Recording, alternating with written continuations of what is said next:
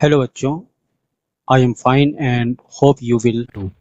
आज हम लोग बिहार बोर्ड क्लास 4 की इंग्लिश बुक ब्लॉसम का चैप्टर 9 आवर फेस्टिवल्स को पढ़ेंगे और हिंदी में इसका पूरे तर्जुमा और ट्रांसलेशन करेंगे, पूरे पाठ को समझेंगे। तो इसमें है चैप्टर का जो हेडिंग है वो है आवर फेस्टिवल्स। आवर मीन्स हमारा, फेस्टिवल का मतलब त्यौहार, तो हमारे त्यौहार।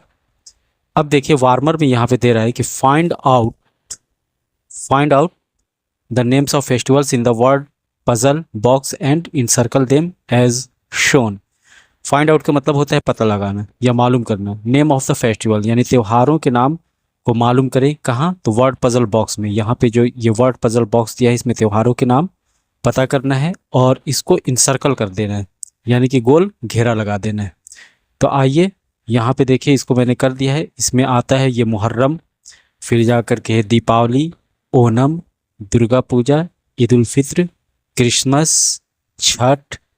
तो ये इस तरीके से आप इसको भर लेंगे, ठीक है। इसको देख करके इसको कंप्लीट कर लेंगे। अब आइए इस लेसन को तर्जुमा करते हैं कि लेसन में क्या है दिया है, इसको हिंदी में समझते हैं अनुवाद करके। यहाँ पे देता है India is a land of festivals. Bharat त्योहारों का देश है। फेस्टिवल्स मतलब त्यौहार, लैंड का मतलब होता है भूमि या ज़मीन, या यहाँ पे देश भी कह सकते हैं। तो भारत त्योहारों का भूमि है या त्योहारों का देश है। People celebrate many festivals here. इसका मतलब सेलिब्रेट का मतलब होता है मनाना और फेस्टिवल्स का मतलब होता है अभी बताया कि त्यौहार। तो यानी कि लोग यहाँ बहुत से त्यौहार मनाते हैं।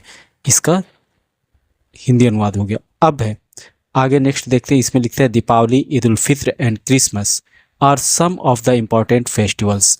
यहाँ पे दे रहा है कि दीपावली, ईद उल फित्र और क्रिसमस कुछ महत्वपूर्ण त्यौहार हैं। इम्पोर्टेंट का मतलब होता है महत्वपूर्ण। अब आगे की तरफ देखते हैं। आगे फर्स्ट में यहाँ पे देता है दीपावली के बारे में। सबसे फर्स्ट त्यौहार यहाँ पे दिया है दीपावली। अब देता है कि Deepawali is a festival of lights. Lights के मतलब क्या होता है? रोशनी या प्रकाश। तो यहाँ पे हो गया दीपावली प्रकाश का या रोशनी का त्यौहार है। ऑन दिस ओकेजन, ओकेजन का मतलब होता है अवसर। तो ऑन दिस ओकेजन मतलब इस अवसर पर। पीपुल क्लीन, लोग साफ करते हैं। एंड वाइट वॉश, और चूना गर्दानी करते हैं। वाइट वॉश का मतलब होता है चूना पुताई वगैरह। ये कहाँ? तो देयर हाउसेज, अपने घरों को। तो इसका पूरा अगर तर्जुमा करें तो ये हो जाएगा on this occasion people clean and white wash their houses. इस अवसर पर लोग अपने घरों की साफ सफाई और पुताई करते हैं। दे डेकोरेट, डेकोरेट का मतलब होता है सजावट करना या सजाना। तो दे डेकोरेट, वे लोग सजाते हैं। किसे? तो देयर हाउसेस, अपने घरों को। किस चीज़ से सजाते हैं? तो with diyas, candles and colourful bulbs, यानी कि दियों से, मोमबत्तियों से और रंगीन बल्बों से अपने घरों को सजाते हैं। तो ये हो गया they decorate their houses with diyas, candles and colourful bulbs. वे अपने घरों को दियों, मोमबत्तियों और रंगीन बल्बों से सजाते हैं। फिर नेक्स्ट यहाँ पे सेंटेंस दिया है चिल्ड्रेन वियर। वियर का मतलब होता है पहनना। तो children wear new clothes and it's sweets. यहाँ पे हो गया बच्चे नए कपड़े पहनते हैं और मिठाइयाँ खाते हैं। अब दीपावली के बाद अब देखते हैं, यहाँ पे देता है नेक्स्ट दिया है ईद उल फित्र। ये मुसलमानों का एक त्यौहार है ईद उल फित्र। तो यहाँ पे अब इसको पढ़ते हैं इसके सेंटेंस को। Another important festivals is Eid ul Fitr. देखिए इंपॉर्टेंट का मतलब होता है महत्वपूर्ण, अनदर का मतलब दूसरा, या यहाँ पे कह सकते हैं एक और। तो another important festivals is Eid ul Fitr. यहाँ पे पढ़ेंगे कि एक और महत्वपूर्ण त्यौहार ईद उल फित्र है। We celebrate it at the end of Ramzan. हम लोग इसे मनाते हैं। सेलिब्रेट का मतलब मनाना होता है। हम लोग इसे मनाते हैं। कब मनाते हैं? तो रमज़ान के अंत में या रमज़ान के ख़त्म होने पर। तो we celebrate it at end of Ramzan. हम लोग रमज़ान के अंत में इस त्यौहार को मनाते हैं। फिर जा कर के नेक्स्ट यहाँ पे दिया है कि रमज़ान इज़ अ पायस। पायस का मतलब होता है पवित्र, पाक, है ना। तो Ramzan is a pious month of Islamic calendar. यहाँ पे हो गया कि रमज़ान इस्लामिक कैलेंडर का एक पवित्र महीना, पायस मंथ मतलब पवित्र महीना है। It is a month of fasting and prayers. Fasting का मतलब होता है रोज़ा रखना, रोज़ा यानी व्रत, और प्रेयर्स का मतलब होता है इबादत। इबादत का मतलब है कि प्रार्थना, ठीक है। तो यहाँ पे क्या हो जाएगा इसका? यहाँ पे दे रहा है कि it is a month of fasting and prayers. तो ये हो गया कि यह रोज़े और इबादत का महीना है, यह रोज़े और इबादत का महीना है।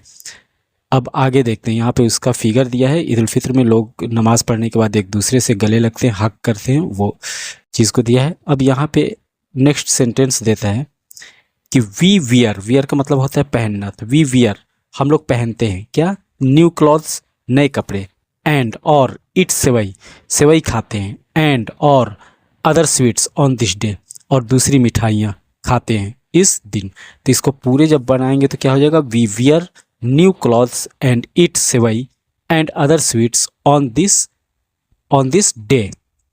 तो ये हो जाएगा कि हम लोग इस दिन नए कपड़े पहनते हैं और सेवई और दूसरी मिठाइयाँ खाते हैं। इस तरीके से ईद उल फित्र हो गया। अब क्रिसमस को देखते हैं, क्रिसमस के बारे में दे रहा है, ये एक ईसाइयों का त्यौहार है। इसके बारे में देता है कि Christmas is a festival of Joy, Christmas एक खुशी का त्यौहार है। People celebrate it on 25 December every year, लोग इसे हर साल 25 दिसंबर को मनाते हैं, यानी क्रिसमस कब मनाया जाता है, तो हर साल 25 दिसंबर को। इस दिन आपकी छुट्टी भी रहती है स्कूल में।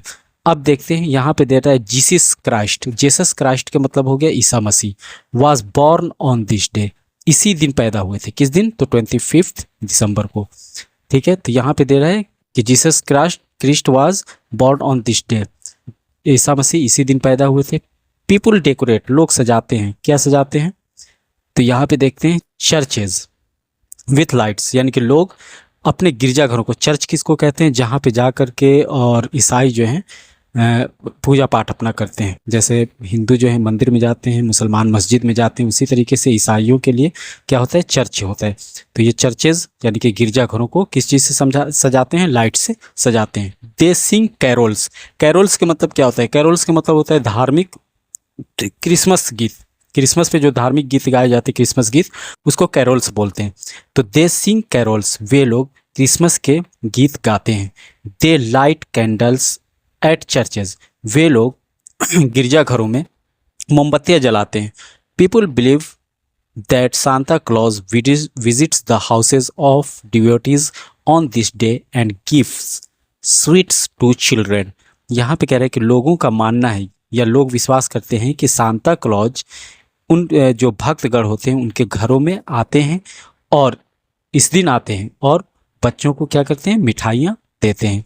तो यहाँ पे हो जाएगा, अगर इस पूरे सेंटेंस को अगर बोलते हैं, people believe that Santa Claus visits the houses of devotees on this day and gives sweets to children. तो इसका पूरा अर्थ हो जाएगा कि सांता क्लॉज इस दिन भक्तगण के घरों पे आते हैं और बच्चों को मिठाइयाँ देते हैं।